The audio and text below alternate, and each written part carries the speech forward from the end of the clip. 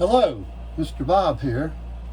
Recently I did a video titled My AK. Obviously this is not an AK, but that video was just showing off my AK, which is a Sega conversion. So in response to that, I thought I might do a comparison video, and I guess sort of a AK versus M16 comparison. This right here is my M16, and this is not military surplus or anything original Colt or Armorlight or any of the other manufacturers for the military M16. And this is a Brownell's retro rifle. They have a retro series for the M16 rifles and different variations of it. And like the AK, the M16 does have a quite colorful history, some not so good. So this one in particular is it's going to be a XM16E1. And this was a experimental version from the mid-60s and the predecessor to the M16A1, which I believe was out in 1967. So I'd like to show just some of the stuff I have on this and the steps I've taken to create this. Now, I came upon this rifle and actually another one from a third party that had started to build the this rifle, the M16E1, as well as a M16A2, and they didn't get very far on it. Basically, the upper receiver was bought from Brownell's without the lower. And it had different furniture on it. It had cheap plastic furniture on it. And the A2 that he was building was just full of just completely wrong parts. The Brownell's retro rifles do have true to spec parts. The receiver, everything else is reproduction, but it's spec for the M16E1 at the time, and we'll look at a few of those parts. Now this rifle now is built on a modern lower receiver, and the lower receiver is kind of hard to get, and I'm wanting to get a matching receiver, a lower receiver to the upper receiver. Now this receiver here, and you can see right there, has the Nodak Spud stamp on it. Nodak Spud is the company that made this receiver. They do a lot of nice work for the Ruger 1022 and some other rifles, and they custom make these. And this receiver is actually true to spec. It does have the if you can see it there, the teardrop forward assist. It's got the teardrop on it, the proper forward assist. It does have the proper carry handle with just the windage adjustment. Now the later A2s, I believe, had the other knob right here where you could do the elevation. Elevation is controlled by the front sight on this. It does have the proper delta ring, which is straight. It doesn't have a taper to it like a modern delta ring does. It does have the correct type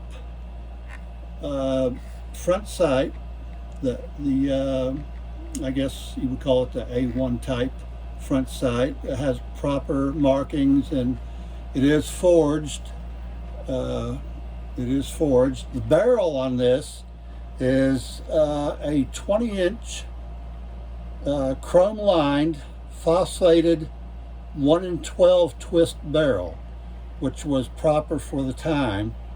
And actually this, you don't really want to shoot anything other than 55 grain through this. It won't, well, it will stabilize a heavier bullet, but it's not recommended.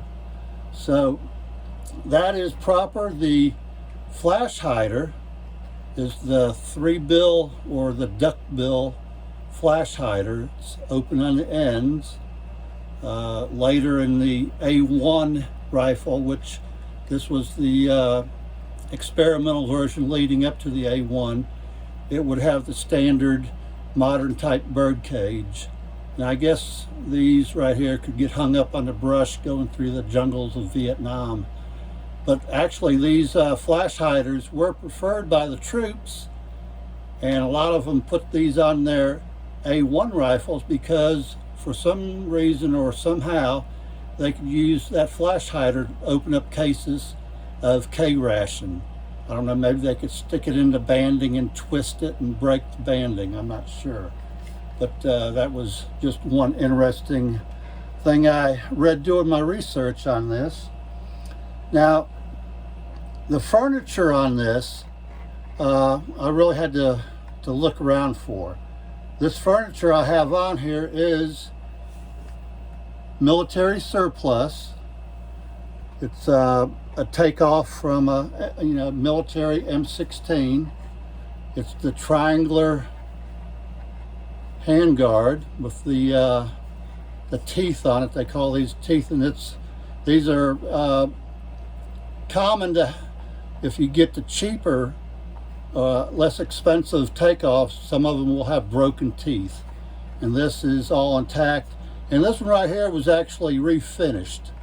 I bought this from I forget the name of the company, something Ordnance, and they have different grades of this, new, old stock, refinished, old stock, not refinished, and of course, the price varies. The handguard, the proper pistol grip, and the proper stock. And this stock right here has the trap door. Does have the trap door, and this one has a fixed sling mount instead of on a swivel. So this furniture was just north of $300, and like I said, they take and probably smooth it down, fill in any dings or whatever, and refinish it and paint it, and that's pretty much how they did these originally brand new. They were painted or dyed. The stock is actually foam filled, has a foam in it to, I guess, give it some bulk and a little bit of weight. I think the stock weighs in about 13.5 ounces, and this is the type E stock. They have a type A, B, C, D, and E, and this really would not have been on the early production of the M16E1. It would probably be on later production models, or ones that have been repaired and had a new stock, and these are primarily on the M16A1, so it's not quite period correct, but the at the time I was getting it, the period correct when the type D was about $100 more, but out of stock. So this is kind of going to be a mix between a M16E1 and A1. Now, it's hard to tell from the video. That upper receiver is a dark gray anodized. It's a little bit hard to determine that. And that was the color they used on earlier M16s. The lower receiver is just a modern day receiver. It's actually an 80% receiver that I've milled out. The proper receiver for this model would have just this, and they call this a fence. And on the modern one, it comes all the way around the mag release. And that was because, you know, people were accidentally hitting that mag release and dropping their mags at probably the wrong time. So this E1 would have just a single fence up here, and they added this from earlier ones. The earlier ones didn't have that because they didn't have a captured locking pin. It was just come out, and I guess they were losing them, so they added that fence in there so they could put the spring and the D-dent in there to lock that that pin in place. So that is something I'm working on trying to find. Unfortunately, Nodak Spud has sold their operation, and it's been acquired by the same company that owns Palmetto State Armory out of North Carolina, and they're in the process of moving the manufacturing. Also, on the proper lower receiver, this area right in here would have less, drop my screwdriver, would have less, say, meat on it right there. It was set in and a lot shallower and I guess weaker, and they were cracking in there occasionally. But so the proper receiver, basically the only difference would be this area right in here, and this part of the fence would be gone. And like I said, it's Nodak Spud would be the manufacturer of that, and waiting on getting that. And they have them in the proper color. I'm not sure what they call that shade of gray, but there's a bit of a difference. Now, when I got both these rifles originally, the other rifle had the same upper receiver, except it was black. And so I was kind of at the time thinking, well, I want to stay with the M16E1 because it was a lesser production model. It was an experimental model, and I wanted this to be that, and it already had the proper, you know, flash hider on it. So, but I got rid of that rifle, and I kept this one.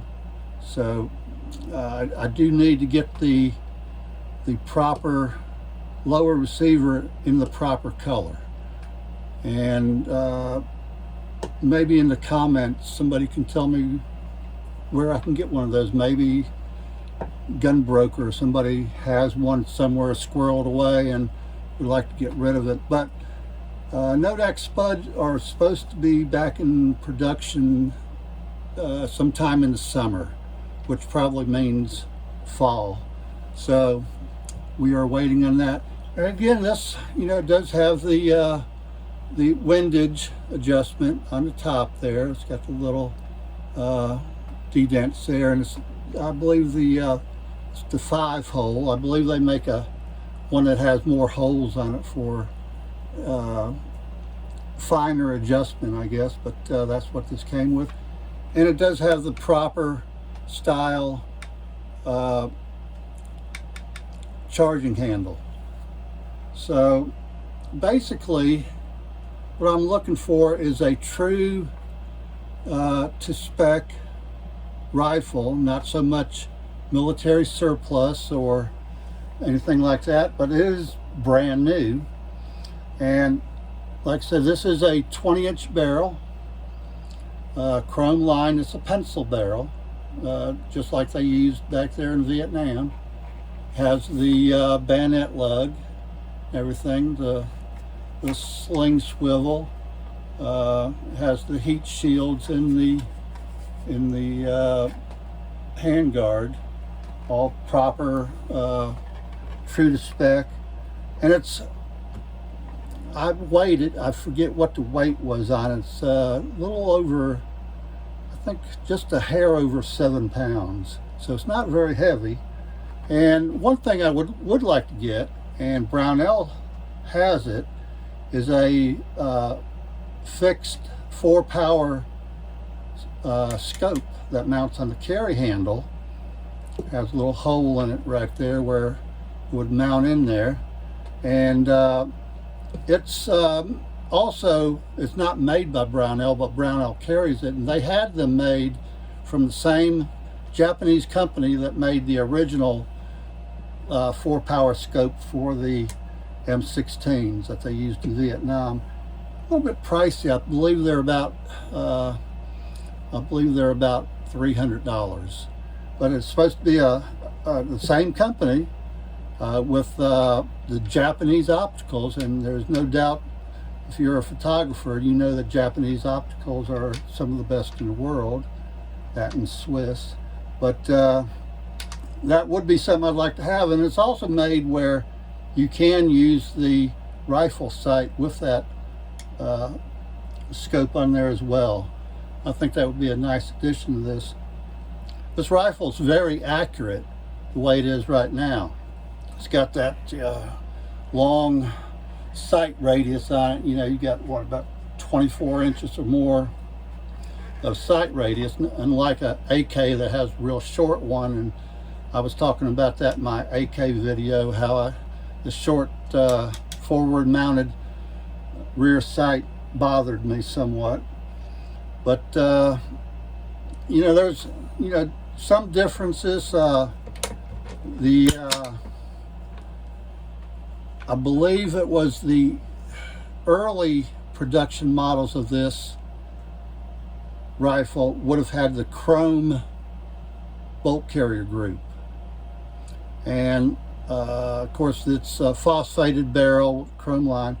But the later productions of this, and I guess they use parts, well, I know they use parts from older rifles in new production until they run out of that stock. Like I said, the older ones would be chrome lined. The newer ones for this model were phosphated.